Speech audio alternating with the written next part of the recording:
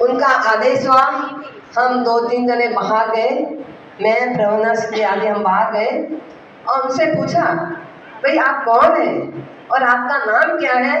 हमारे विजय प्रवासी मास्टर ने कहा, पहले नाम पूछो कौन है। तब उन्होंने कहा, हम तीनों का नाम, एक का नाम है प्रेम, एक का नाम है धन और एक का नाम है विश्वास। तीनों है। हमने कहा आइए अंदर। उन्होंने कहा हम तीनों एक साथ नहीं आते हैं, आप किसी एक को बुला लीजिए। हमने आपस में विचार विमर्श किया कि किसको बुलाना। आखिर निर्णय हुआ और निर्णय करके और ऐसा लगा कि जब हम गुरु बहनों में इतना प्रेम है तो किसको बुलाना चाहिए? प्रेम को बुलाना चाहिए। हमने कहा आ जाइए, जिनका नाम प्रेम है वे आ जाइए। प्रेम भाई आ रहे थे हमारे साथ पीछे पीछे और हमने अंदर प्रवेश किया, लेकिन आश्चर्य हुआ, जैसे प्रेम आया और दोनों भाई भी साथ, कौन आ गए? धन और सफलता, धन और विश्वास, ये दोनों साथ आ गए। तो हमने कहा आप कैसे आ गए? आपने तो कहा कि हम एक ही आएंगे, आप तीनों कैसे आ गए साथ में? तो उन्होंने कहा जहाँ प्रेम है वही धन है, जहाँ प्रेम है वही विश्वास है, जहाँ प्रेम है वही क्या है? सफलता है भाग्यशालियों। तो ऐसा प्रेम हमारे का है बीकानेर शहर में, और ऐसी प्रेम के आधार पे यहाँ पर एक समिति का, प्रतिष्ठा महोत्सव समिति का गठन किया गया।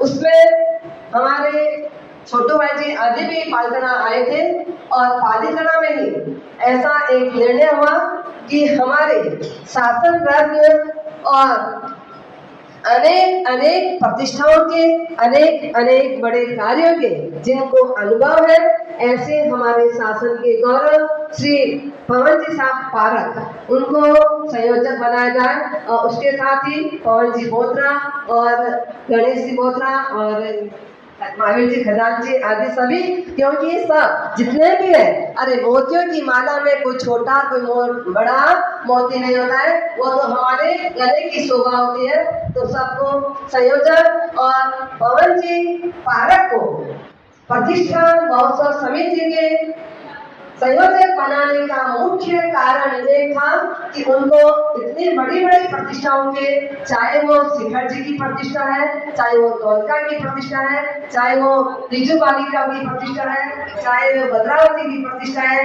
अनेक अनेक प्रतिष्ठाओं का अनुभव है। और अनुभव जिसको रहता है वो क्या होता है? अनुभव के आधार पे हर कार्य को सुगमता से और सरलता से कर सकते हैं। तो हमारा सुगन जी महाराज ट्रस्ट, हमारा जीर्णोद्धार समिति और उसके साथ ही प्रतिष्ठा महोत्सव समिति और उसके साथ ही कौन है? ये सब किसके हैं? अरे यदि संघ आदेश नहीं देता, संघ का नियम तो कोई बन नहीं सकता है, संघ सर्वोपरि होता है। तो बीकानेर संघ हमारा सर्वोपरि है और बीकानेर संघ के कारण ही ये प्रतिष्ठा का अवसर हमारे समक्ष उपस्थित हुआ है। क्योंकि भगवान भी जब समोसन में विराजमान होते हैं तो सबसे पहले किसको नमस्कार करते हैं? नमो तीर्थस्थल, तीर्थ को नमस्कार करते हैं। कौन सा तीर्थ? साधु, साध्वी, श्रावक और श्राविका, इस चतुर्स्थल को नमस्कार करते हैं। तो ये प्रतिष्ठा का जो प्रसंग, और अभी हमारे पवन जी ने बताया कि यहाँ पर जाजम का, और हमें भी एक डाउट था, हम जहाँ थे हमें डाउट था कि बीकानेर में जाजम और जाजम में चढ़ावे, ये एक प्रश्न चिन्ह था। लेकिन ऐसा लगा जैसे क्षमा कल्याण जी महाराज साहब का आशीर्वाद और गुरुदेव श्री का आशीर्वाद और मनोज भाई का पुण्य जबरदस्त, और हमारे संत का पुण्य, जाजम बिछी। और ये जो आप देख रहे हैं तीर्थ गंगेश्वर आशनाथ भगवान का जो मंदिर देख रहे हैं, जो तीर्थ स्वरूप मंदिर देख रहे हैं, ये हमारे इन सभी पिलरों का तो है, उसके साथ संपूर्ण, लगभग संपूर्ण योगदान किसका है? शासन प्रभावक, हमारे शासन के गौरव। और कौन है? अनेक अनेक प्रतिष्ठाओं को, शताधिक हजारों प्रतिष्ठाओं को कराने वाले, हजारों हजारों जिन शासन के काम करने वाले, ऐसे हमारे परम पूज्य गुरुदेव श्री को अपनी मां मानने वाले श्री मनोज भाई हरण, जिनका क्या हो रहा है? ये पूरा लगभग योगदान रहा है, चाहे वो शारीरिक हो, या चाहे मानसिक हो, चाहे वो धन के रूप में हो, अर्थव्यवस्था के रूप में हो। तो आज मनोज भाई यहाँ पर उपस्थित नहीं है, लेकिन मनोज भाई का भी आज हम हार्दिक स्वागत, हार्दिक अभिनंदन कर रहे हैं। माननीय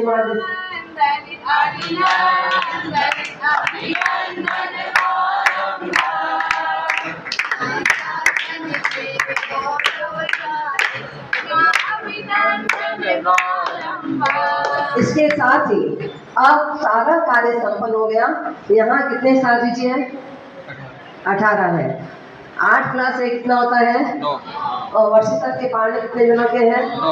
9 जनों के हैं। और 36 का अंक आ रहा है। 18 साधु भगवान, 18 साधु जी भगवान, तो 36 3 प्लस 6 कितने होते हैं? और 9 निधि होते हैं। 9 का अंक अखंड अंक होता है भाग्यशालियों, और 9 के अंकों में इतनी ताकत होती है, क्योंकि अंक तो अकेला ही क्या होता है? पावरफुल होता है। अक्षर कभी पावरफुल, अकेला अक्षर कभी पावरफुल नहीं होता है, लेकिन 1 2 3 सभी अंकों का अपना एक गौरव रहता है। और 9 का तो जिसमें वाला 9 का अंक अखंड अंक है हमारे साधु जी श्री चिदेसा जी का जो पारना है, तो पारने में आप लोग सभी ऐसा समझे कि पालितना में हम सभी 9 के 9 भाग्यशालियों का यहाँ पारना कराएंगे। करूं कराऊं ले अनुमोदूं तरण सरकार पर हो भाग्यशालियों। पुण्य की अनुमोदना करने से पुण्य बढ़ता है, और पाप की अनुमोदना करने से क्या होता है? पाप बढ़ता है, और पाप का पश्चाताप करने से पाप समाप्त होता है। तो पाप का पश्चाताप करने से पाप घटता है। तो मैं सभी से, क्योंकि ये काम हमारा नहीं है, हमने तो दीक्षा की तरफ से हम सबके हो गए हैं, लेकिन जो शिवाणी का कार्य है वो परम पूज्य प्रवट महोदय गुरुदेव श्री का कार्य, और हमारा संकल्प है कि जहाँ जहाँ जो भी काम गुरुदेव श्री के हैं उन सबको हम सबके साथ मिलकर के और उन कार्यों को एक सफलता के सोपान पे आरूढ़ करेंगे। तो इसी भावना के साथ हम सभी यहाँ पर आए हैं। 9 का अंक है, जब भी आप हमारे पास आएंगे अखंडता की आपको प्रेरणा मिलेगी। केवल मैं एक ही बात कहना चाहूंगी, पॉजिटिव थिंकिंग के साथ सबको कार्य करना है।